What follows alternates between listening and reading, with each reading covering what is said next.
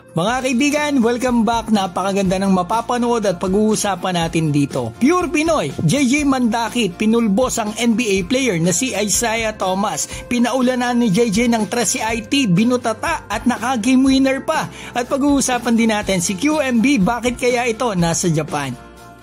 Simulan po natin sa pinakabagong addition sa ating Gilas Pilipinas, si QMB. Diba 3 weeks ago po na balita na ito daw ay close to signing a deal sa Lebanon. Pero mukhang hindi po natuloy kasi sinabi po ni Coach Tim na ito daw ay maglalaro sa Gilas sa November at kasalukuyan daw po itong nasa Japan ngayon. Already playing in the November window? Yes, we assume he is, yes. We assume he is.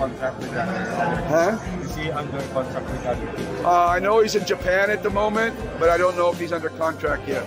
I don't know. I don't know. I don't want to. I don't know if he's eligible in Japan yet because I think he. I don't know. I don't. I honestly don't know. So he's in. I know he's in Japan, and we've been communicating with him, and he's working with Patrick Bertosa, our analytic guy. And our video guy, they're sending videos back and forth, triangle stuff, so he can try to get a head start. But I don't know if he's actually playing with a team yet, or if he's signed a contract with anybody over there. But he is apparently very excited about playing in November.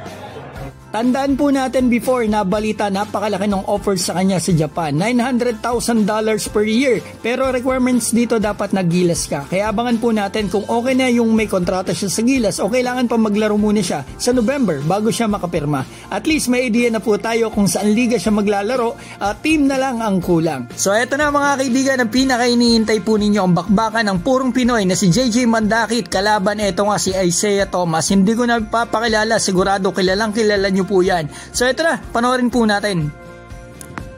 Ito pong game na ito mga kaibigan ay 5-on-5 scrimmage ng University of Washington ng NCAA USA. Mga kaibigan, alumni versus present players. Yan, nakikita natin. Sila JJ laban dito kila Isaiah Thomas na dating legend nitong college na ito mga kaibigan. Yan, magkabantayan pa sila. Makikita natin na butata ni JJ dito.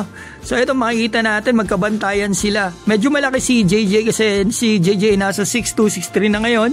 Si IT po ay 5'8". So yun, nakascore dito si IT.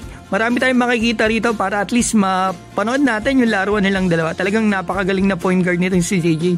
Ito po ay purong Pinoy. Yan, nakatras pa siya dito kay IT. Pero babawian siya niyan, same spot mamaya.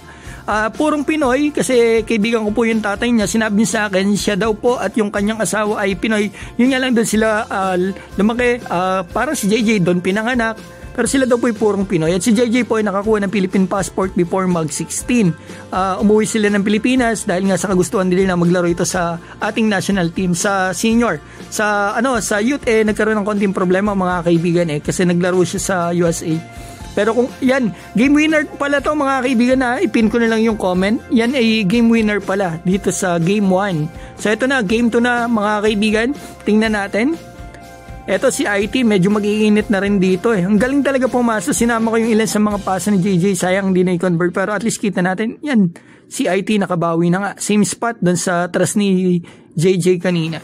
So yan, medyo nag-iinit na rito si IT sa second game nila. So tingnan natin ang gagawin ni JJ. Mukhang gigil na rin siya. Sayang di pumasok yung tira niya. Gumulong palabas. So ito, nakatras na naman dito si JJ. Mas maraming ginawa si JJ dito sa game na ito kaysa kay Isaiah Thomas. Naneg ang kababayan natin.